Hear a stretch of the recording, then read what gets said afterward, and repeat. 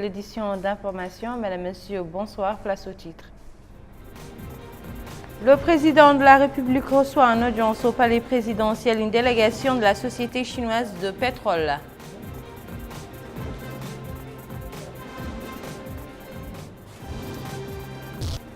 Le Premier ministre préside une réunion du comité interministériel chargé de la mise en exécution de la stratégie nationale d'institutionnalisation du genre.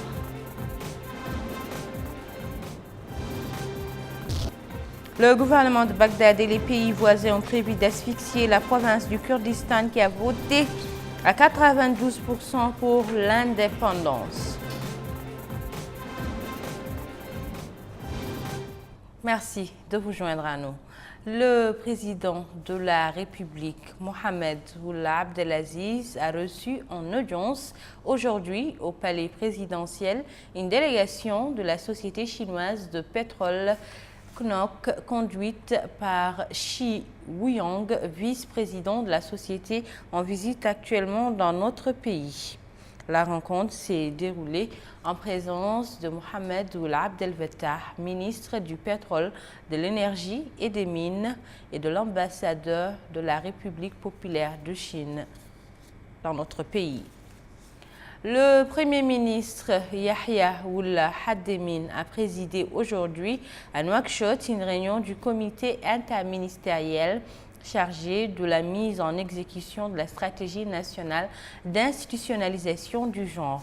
Le comité interministériel d'institutionnalisation du genre a pour mission d'orienter et d'instruire tous les départements concernés afin d'intégrer la dimension genre dans toutes les politiques et plans d'action. Parmi les missions du comité figure la mise en place des cellules sectorielles genre dans les départements concernés et la constitution du groupe suivi genre composé de responsables de cellules sectorielles et présidé par un conseiller du Premier ministre. La haute commission chargée du suivi des résultats du dialogue national inclusif s'est réunie aujourd'hui à Nouakchott sous la présidence du ministre secrétaire général de la présidence de la République, Seydina Ali Ould Mohamed Khouna. La rencontre était l'occasion de faire l'inventaire des lois organiques et celles ordinaires, ainsi que des normes qui doivent être préparées et adoptées dans le cadre du suivi des résultats du dialogue national inclusif. Ces textes sont scindés en deux parties, à savoir ceux issus de l'accord politique de 2016 et ceux résultant du dialogue de 2011. Les travaux de la rencontre de préévaluation du projet régional d'investissement intitulé « Résilience des zones côtières en Afrique de l'Ouest » ont débuté aujourd'hui. Cette rencontre est supervisée par le ministre de l'Environnement et du Développement durable, M. Hamedi Camara. C'est un compte-rendu de Salem Mejbour Salem. La protection du littoral côtier de l'Ouest africain est une préoccupation des pays de cette région du continent et de leurs partenaires, à l'exemple de la Banque mondiale. Les délégués des pays participants vont ainsi échanger sur le contenu de différentes études déjà réalisées dans la perspective de la mise en œuvre du projet régional Résilience des zones côtières, projet érosion et adaptation dans les zones côtières d'Afrique de l'Ouest. Il a été lancé à la faveur d'une réunion tenue dans la capitale togolaise Lomé au mois d'octobre dernier.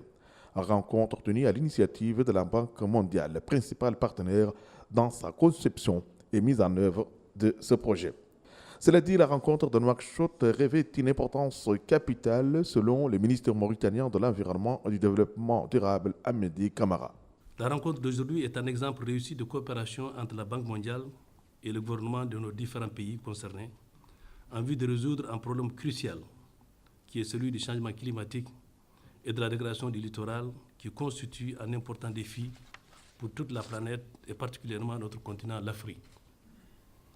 Face à cette situation, des mesures appropriées doivent être prises à tous les niveaux afin de faciliter l'adaptation de nos populations au changement climatique et améliorer leur résilience aux désastres et catastrophes telles que les inondations, les incursions marines, l'érosion côtière, les pollutions, etc.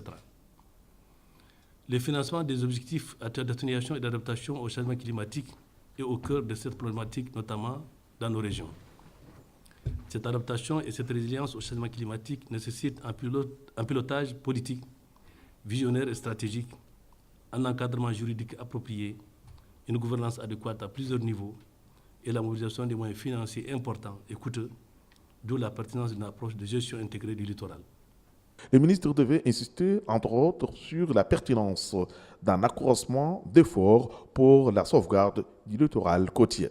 Malgré les efforts consentis par les pouvoirs publics, la sauvegarde du littoral nécessite la multiplication et la synergie des efforts et le partenariat entre tous les acteurs concernés par la problématique. C'est ainsi que dans le cadre de la coopération et de notre partenariat avec la Banque mondiale, que les ministres des pays du littoral ouest africain se sont mobilisés pour renforcer la résilience de leur population dans les zones côtières. En cela, les États membres peuvent toujours compter sur l'engagement de la Banque mondiale.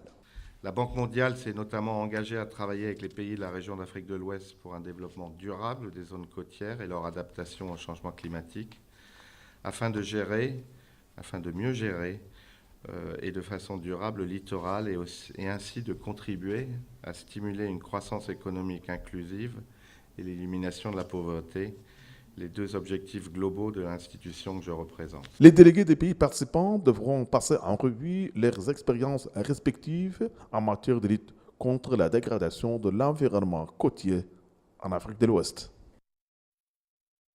Le Haut Conseil de la Fatwa et des recours gracieux a organisé aujourd'hui à Nouakchott un colloque sur la présentation d'un recueil de jurisprudence Nawazil du Waqih Nbouya. Plus de précisions avec Chernecher Sadbou. Cette réunion du Haut Conseil de la Fatwa et des recours gracieux a pour but de présenter un recueil de jurisprudence appelé Nawazil du Waqih Nbouya. C'était aussi l'occasion de passer en revue au cours de ce colloque les particularités de la jurisprudence du fiqh qui reflète la vie de la société dans ses différents aspects sociaux, économiques et politiques, en plus du mouvement scientifique et religieux. Une occasion pour le président du Haut Conseil de la Fatwa, le cheikh Mohamed Mokhtar Oulemballe, de souligner la valeur de l'apport du savoir mauritanien qu'il convient de mettre en exergue, d'en profiter et de préserver pour les générations futures. Il a ajouté que les oulémas nous ont légué un patrimoine riche de connaissances islamiques, en particulier dans le domaine de la jurisprudence en fiqh, qui mérite d'être enseigné comme le souligne à chaque rencontre avec les érudits le président de la République, M. Mohamed Ould Abdel Aziz. Il faut souligner que la cérémonie d'ouverture du colloque s'est déroulée en présence du ministre des Affaires islamiques et de l'enseignement originel, Ahmed Ould El Daoud, du Wali de Nouakchott-Ouest, Mahi Ould Hamad, du conseiller du président de la République des Affaires islamiques, Ahmed Ould Nini, du conseiller du premier ministre des Affaires islamiques, Sidi Mohamed Sidi Ja'far, et de plusieurs oulémas, imams et penseurs. Enseigner les méthodes de vulgarisation des concepts liés aux infections sexuellement transmissibles et au virus du sida au niveau de l'enseignement secondaire. Tel est l'objectif d'un atelier de 2 jours ouvert aujourd'hui à l'Institut pédagogique national IPN. Un compte-rendu de Melika Nekli nous en dit plus. Cet atelier porte sur la validation des modules révisés en 2017 relatifs à l'enseignement des concepts IST-VIH-Sida au niveau du fondamental et du secondaire, au niveau de toutes les wilayas du pays. À cet effet, la secrétaire générale du ministère de l'Éducation nationale, Mme Aziza Menkerbali, souligne que la santé de l'enfant et son environnement social et éducatif constituent une priorité pour le président de la République, traduit dans le programme du gouvernement du Premier ministre, afin de mettre en œuvre une stratégie globale, éducative et sanitaire améliorant les secteurs en charge de ces domaines. C'est dans ce cadre que le ministère, en coopération avec l'organisme en charge de la lutte contre le sida, œuvre à la sensibilisation du staff pédagogique en ce qui concerne la pathologie elle-même et les mesures préventives à mener en ce sens, prenant en compte l'aspect psychologique des personnes vivant avec le sida et l'environnement social. Les programmes de sensibilisation sur le VIH/SIDA ne ciblent pas seulement les enfants, le staff pédagogique et les syndicats, mais visent également à améliorer efficacement la lutte contre cette maladie. Cet atelier de 2 jours va permettre aux participants d'être mieux sensibilisés à la problématique des IST VIH/SIDA par le biais de groupes de travail, chacun d'eux prenant en charge un module révisité qui devrait être par la suite approuvé afin d'être pris en compte dans les décisions prises par le ministère et partant d'être partie intégrante des programmes scolaires. L'Union européenne et la coopération allemande ont organisé aujourd'hui à Nouakchott une cérémonie à l'occasion de la clôture du projet de formation d'acteurs dans le domaine de la décentralisation. Cette rencontre s'inscrit dans le cadre du programme national intégré d'appui à la décentralisation, au développement local et à l'emploi des jeunes. Bokar Baylaba. La réforme décentralisatrice est une politique publique majeure voulue par le peuple mauritanien et conduite avec résolution par les pouvoirs publics. Axe fort de la stratégie, la question de la formation fait également partie des principaux enjeux et défis à relever par la politique nationale de décentralisation. Pour la directrice adjointe des collectivités locales, Mme Vatimetou Mintel Mokhtar, ce projet a permis de former 1200 personnes parmi les élus locaux, les fonctionnaires et les acteurs de la société civile intervenant dans le domaine de la décentralisation et du développement local. Pour l'Union européenne, ce projet s'est appuyé sur une approche territoriale afin d'accorder une autonomie accrue aux autorités locales. Nous soutenons la décentralisation comme moyen de promouvoir les approches territoriales du développement local à travers des autorités locales autonomes et responsables.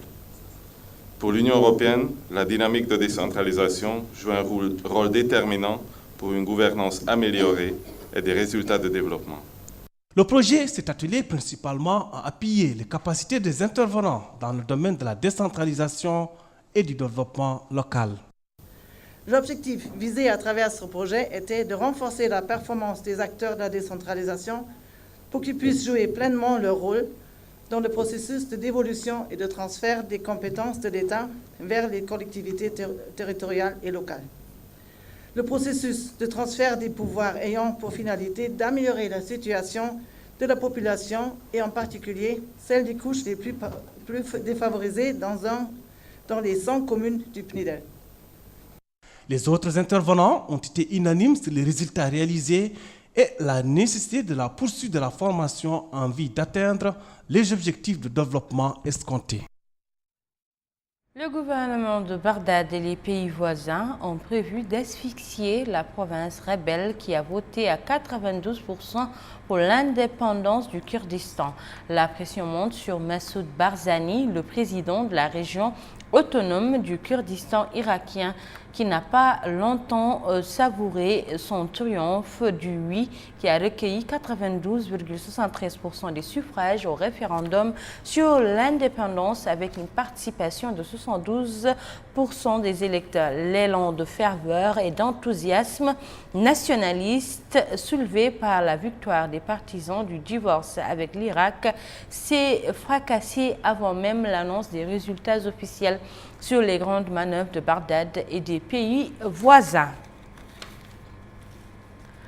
João Lourenço a prêté serment en tant que nouveau président de l'Angola hier à Luanda, la capitale du pays. La cérémonie d'investiture s'est déroulée sur la place de la République avec la participation de plus de 1000 invités, dont 30 chefs d'État ou de gouvernement. À 63 ans, le nouveau président est issu du parti Le Mouvement pour la Libération de l'Angola, MPLA, ont rapporté les élections générales du 23 août avec 61% des votes. Voilà, mesdames et messieurs, c'était tout pour cette édition. Je vous en rappelle les titres. Le président de la République reçoit en audience le directeur d'une société chinoise de pétrole.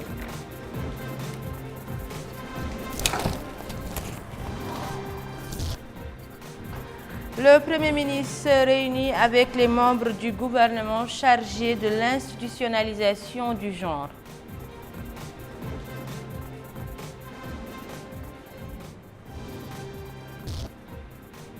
L'Irak et ses alliés promettent d'asphyxier la région du Kurdistan.